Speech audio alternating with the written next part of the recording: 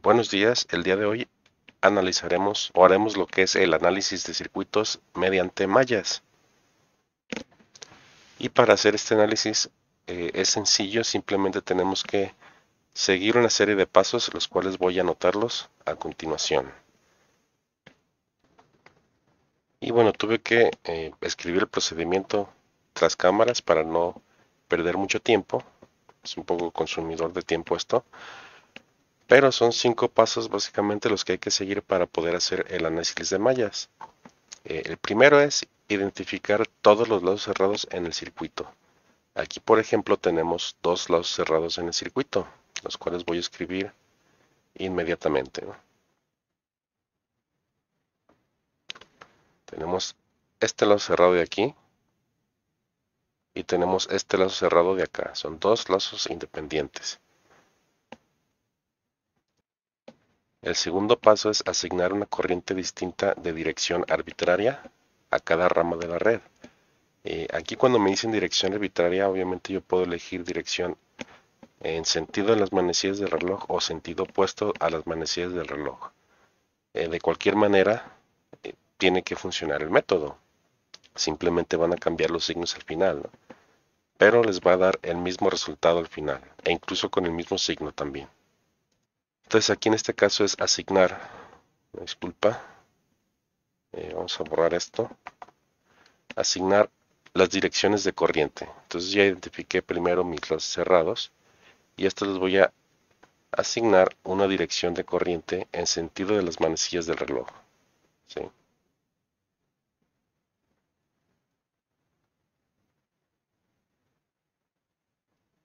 Aquí cuando dicen una corriente distinta se refiere a una corriente para cada lazo cerrado, ¿sí? Pero todas tienen que llevar el mismo sentido. Pues en este caso ambas tienen el sentido de las manecillas del reloj. Y aquí no lo puse, pero es conveniente identificar cada una de las corrientes. Si yo los puedo identificar como yo quiera, y aquí pongo I1 para la primera malla y 2 para la segunda malla. Luego hay que aplicar la ley de voltajes de Kirchhoff alrededor de cada lado cerrado. Aquí es ya cuando empieza el análisis. La ley de voltajes de Kirchhoff me dice que la suma de los voltajes en un lado cerrado tiene que ser igual a cero. Entonces, este voltaje más esta caída de voltaje me tiene que dar cero. Eh, el cuarto paso es aplicar la ley de corrientes de Kirchhoff al número mínimo de nodos, que incluirán todas las corrientes de rama de red. Aquí pues tengo que identificar también cada nodo. Y aquí tenemos un nodo, aquí tenemos un nodo. Los voy a encerrar, dos nodos. Y este nodo, que abarca toda la línea de abajo, que es el de referencia de tierra. Entonces en total tenemos 4 nodos. Cuando yo hago el análisis, aplicando ley de voltajes de Kirchhoff en cada una de las ramas, esto me dará resultado un sistema de ecuaciones. Dependiendo del número de redes que yo tenga o de lados cerrados que yo tenga en el circuito, va a ser el número total de ecuaciones que voy a obtener. Vamos a iniciar con un primer ejemplo. Es un circuito sencillo. Son dos mallas básicamente nada más. Tiene 3 fuentes. Ya dijimos que podemos convertir esas fuentes de voltaje a fuentes de corriente y así obtener las corrientes, pero tenemos que hacer la conversión, calcular las corrientes y luego regresarnos para determinar cada corriente en cada una de las mallas. Sin embargo, con este método pues es más sencillo. Obviamente para circuitos con 2 mallas nada más o una malla pues va a ser más complicado, ¿no? Este funciona para circuitos todavía más complejos. Entonces lo primero que vamos a hacer es identificar nuestras mallas. Yo aquí tengo 2 mallas y las voy a identificar como 1 y 2. Enseguida es determinar o asignar una dirección de corriente arbitraria para cada una de las mallas. La corriente para cada una de las mallas va a tener la misma dirección. En este caso yo voy a elegir en sentido de las manecillas del reloj.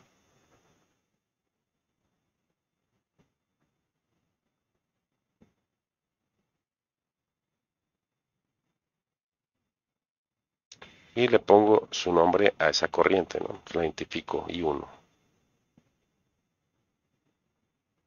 Mismo caso para la segunda malla.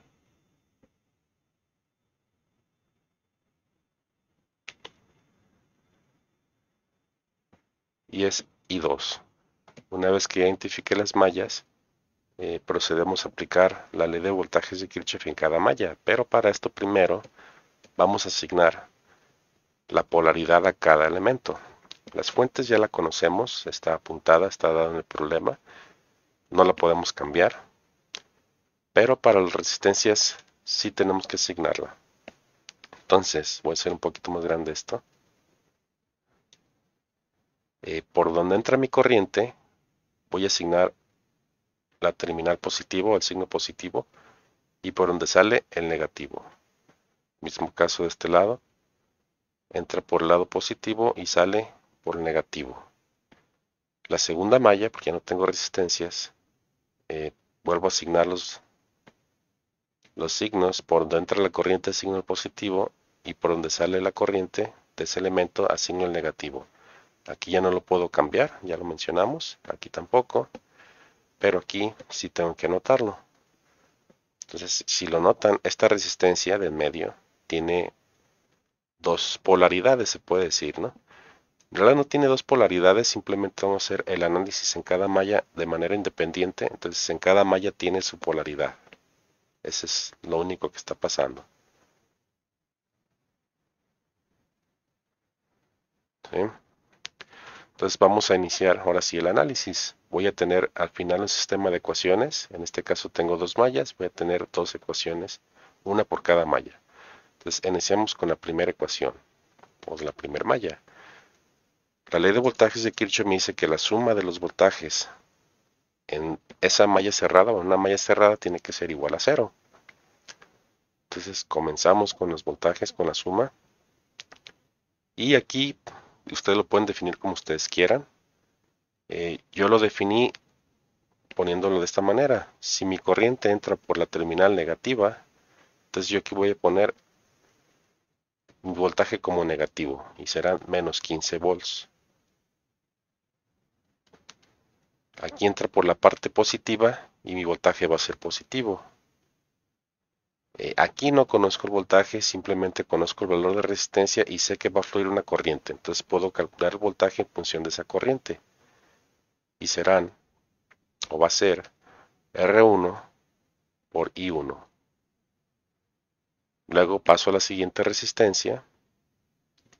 Entra por la terminal positiva, ya lo mencionamos, entonces ponemos el positivo.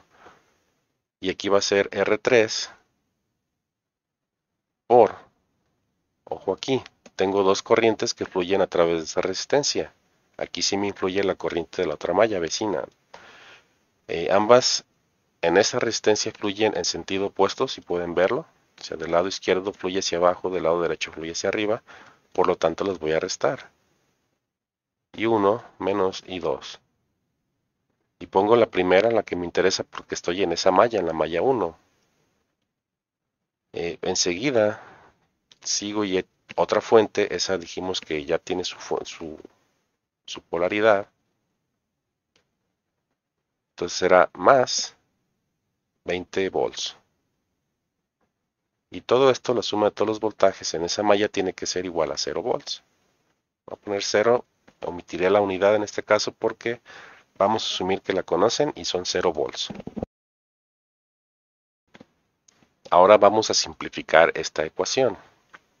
Menos 15 más 20 pues van a ser 5 positivos, pero van a pasar de este lado como negativos. Eso lo vamos a hacer más adelante. Primero vamos con I1R1.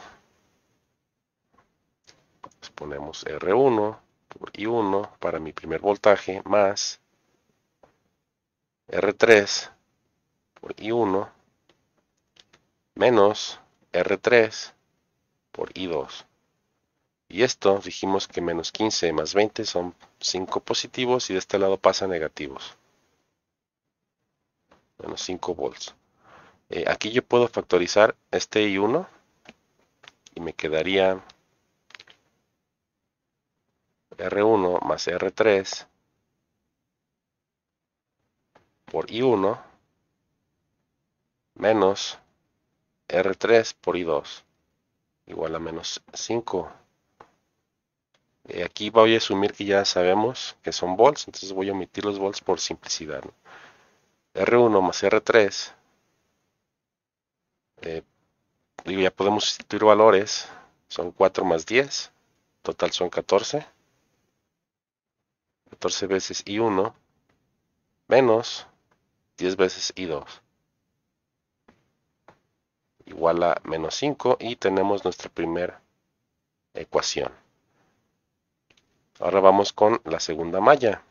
Volvemos a aplicar ley de voltajes de Kirchhoff y aplicamos el mismo principio, ¿no? Si mi corriente entra por la terminal negativo, entonces pongo negativo, menos 20. Aquí ya entra por el positivo, va a ser más R3 y vuelvo a pasar lo mismo, ¿no? Tengo dos corrientes que fluyen en sentido opuesto respecto a esa resistencia. Entonces tendría I2 menos I1. Luego más. Ahora tengo I2 por R2. Y tengo una tercera fuente. Bueno, en este caso, para esta malla, una segunda fuente. Menos 40 volts. Y todo esto me tiene que dar 0. Se puede hacer otra vez mi simplificación. Aquí voy a tener menos 60. Van a pasar como positivos 60 volts. Aquí tendría R3 por I2 menos R3 por I1 más R2 por I2 igual a 60 y simplifico aquí o sustituyo valores.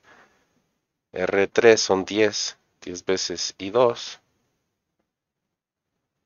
Perdón, antes de pasar a eso, puedo factorizar, ¿no? Este factor o ese término y ese término son iguales, entonces puedo factorizar el I2. Tendría R3 más R2 por I2 menos R3 por I1 igual a 60.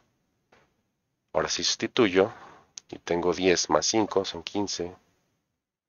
15 veces I2 menos R3 que vale 10. 10 veces I1 igual a 60 y tengo mi segunda ecuación. Esas las voy a poner aquí aparte, lo voy a hacer tras cámaras para no perder mucho tiempo. Y listo, ya está mi sistema de ecuaciones, es un sistema de 2x2, perdón, de 3x2, y en el cual hay que resolver para I1 y para I2, ¿no? Entonces este lo pueden hacer con alguna calculadora que sea capaz de resolver ecuaciones simultáneas. Hay muchas científicas que pueden hacer eso. Marcas, conozco Casio, no sé si hay alguna otra marca. Y no todos los modelos, hay algunos modelos que no pueden hacer esto, aunque sean científicas, ¿no? Calculadoras que sean programables como las Texas Instruments o hay algunas HP, por ejemplo, que también pueden hacer este tipo de problemas. Aquí ya es cuestión de gustos, de preferencias y de presupuestos, ¿no? Porque hay unas más caras que otras. Se puede hacer a mano también, no hay mucha complejidad en este caso. Y se puede hacer en computadora, en cualquier programa que me permita hacer estas operaciones matemáticas. Por ejemplo, MATLAB u Octave, que es la versión libre de MATLAB. MATLAB, precisamente su nombre es, que eso significa, ¿no? Matrix Laboratory. Entonces es un laboratorio de matrices y se dedica solamente a matrices. Entonces vamos a poner los resultados ya directamente de esta ecuación simultánea. O incluso podemos usar MATLAB para poder resolver ese problema y que vean cómo se resuelve utilizando este tipo de programas. Si matamos dos pájaros de un tiro. Lo primero que voy a hacer es definir mi matriz.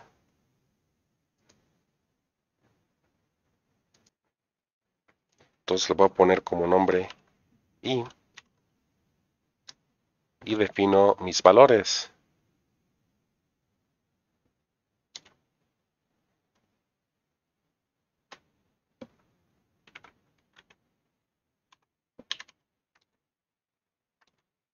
Son 14. Le voy a poner aquí tras cámara también. Y listo, ya definí mis valores.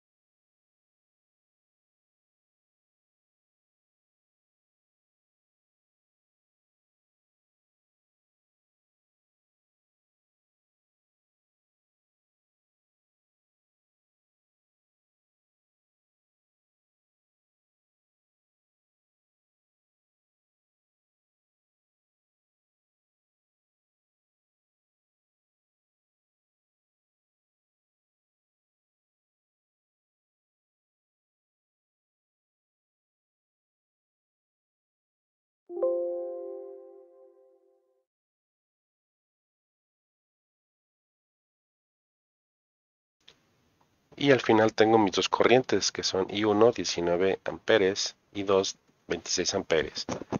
Aquí me salieron negativos, pero eso me quiere dar a entender que esos valores, o sea, si son negativos, es porque la corriente estaría fluyendo en sentido opuesto a como yo la definí. Por eso salieron negativos. Entonces vamos a redondear aquí bastante. Bueno, vamos a ponerlo con decimales, ¿no? 19.3 amperes. 16.